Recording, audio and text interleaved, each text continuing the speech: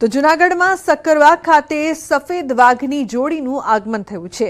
Rajkot Pradyuman park ખાતેથી લઈ અવાઈ સફેદ વાઘની જોડી એનિમલ એક્સચેન્જ પ્રોગ્રામ હેઠળ લઈ અવાઈ છે। વાઘની જોડી રાજકોટ પ્રદ્યુમન પાર્ક ખાતેથી લાવવામાં આવી છે। સફેદ વાઘની જોડી એક નર અને માદા સિંહની જોડી રાજકોટ પાર્કમાં આપવામાં આવી છે। સફેદ વાઘ પશ્ચિમ બંગાળના સુંદરબન વિસ્તારમાં જોવા મળે છે। सूरत नेचर पार्क में फरी एकवार नवा मेहमानों आगमन थता ઝૂના कर्मचारीओ और सહેલાણીઓ में खुशी की लहर छवाई। आ सुंदर नेचर पार्क में जयपुर प्राणी संग्रहालय में लाववामां आवेल वरुनी प्रजातिए 4 बच्चाने जन्म आप्यो छे। खास करीने आ जोड़ी द्वारा आ वर्ष में बीजी वखत बच्चाओने जन्म आपवामां आव्यो।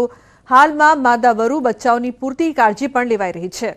बच्चाओना जन्मथी हाल में सूरतना ઝૂ में वरुओनी संख्या कुल 9 थवा पामी छे। महत्वनुं छे के वर्ष 2023 में बायोलॉजिकल पार्क जयपुर खातेथी प्राणीओना विनिमय प्रोग्राम अंतर्गत सूरतनी जळबिलाड़ी आपी सामे वरु नर अने मादानी जोड़ी लवाई हती। जनरली जे वुल्फनो छे गर्भधान पीरियड होय छे 60 થી 75 દિવસનો હોય છે અને 75 એટલા સમયગાળા બાદ બચ્ચાઓને જન્મ આપતો હોય છે। અત્યારે જે આ 4 નવા બચ્ચા આવેલા છે એના મળીને કુલ ઝૂમાં વુલ્ફની સંખ્યા 9 થવા પામી છે।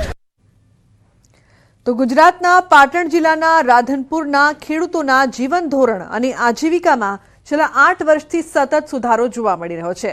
आनुं एक खास कारण रिलायंस फाउंडेशनना मार्गदर्शનમાં कार्यरत बनास खेडूत उत्पादन कंपनीनी उपस्थिति छे। ताजेतरमां बनासने access development services FPO impact award 2024 एनायत कर्यो हतो।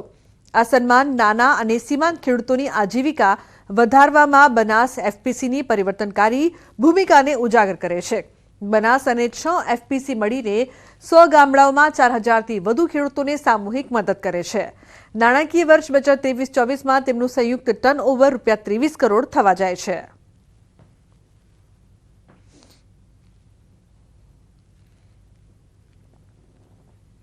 એપ્રિલ 2016 में शुरू करायेल बनास एफपीसी सिंचाई यांत्रिकीकरण टकाऊ खेती અને બજારની પહોંચ સહિતના કૃષિ ક્ષેત્રના નિર્ણાયક પડકારોનો ઉકેલ પૂરો પાડે છે।